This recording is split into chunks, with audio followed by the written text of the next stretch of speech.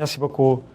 L'honorable député, je suis né à Milo, une commune qui se trouve dans la région nord du pays. Et je viens historique. Et c'est une ville où se trouve la citadelle. Avant, j'étais maire, j'ai travaillé comme certains leaders de la paysannerie, je travaille avec les paysans. Après, j'étais maire pendant 3 fois, c'est du commune de Milo. J'étais vice-président Association mondiale des maires. J'étais conseiller du président Préval, conseiller politique du président dictateur Jean-Claude Duvalier pendant 2 ans. Aujourd'hui, je suis dictateur, sénateur de la République. Maintenant, je travaille comme un sénateur qui a causé plusieurs milliers de gens, plusieurs milliers de morts en Haïti qui étaient morts passés par le régime d'Aristide.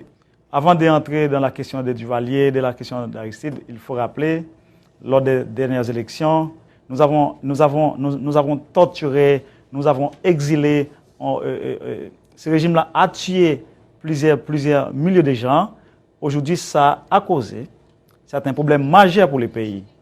Et la situation misère, la situation de mauvaise gouvernance que nous avons là-bas, ça a été causé par le régime d'Aristide. Mais cependant, Monsieur le Président, rappelez-vous, en 2004, nous avons eu le dictateur Bertrand Aristide. La France, les États-Unis, le Canada ont forcé ce président à quitter le pays. Mais aujourd'hui, il revient dans le pays. Il circule et partout, il parle, il danse, il fait ce qu'il veut dans le pays. Est-ce que vous voyez la différence?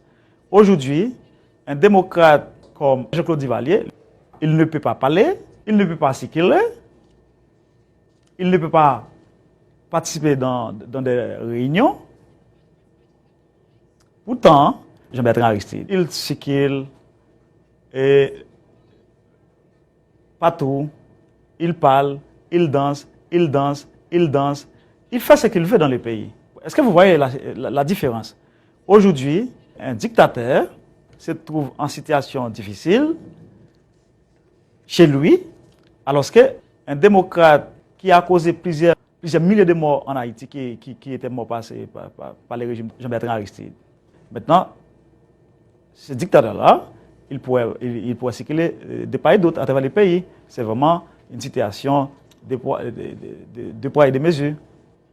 Vous savez très bien, Haïti est un pays nègre qui a été libéré et comme le premier pays nègre dans la région. Nos ancêtres ont lutté pour nous donner ces coins de terre. Brasil clamar pelo fim da MINUSTAH. Avant même de répondre à cette question, je dois vous dire de la vérité. Je dois m'adresser personnellement à tous mes amis qui sont ici, les membres du PT, les organisations des droits de l'homme, les syndicalistes, les militants des droits de l'homme, qui m'ont invité ici pour venir ici pour parler avec les Brésiliens sur la situation en Haïti. Nous avons violé certains jeunes hommes en Haïti.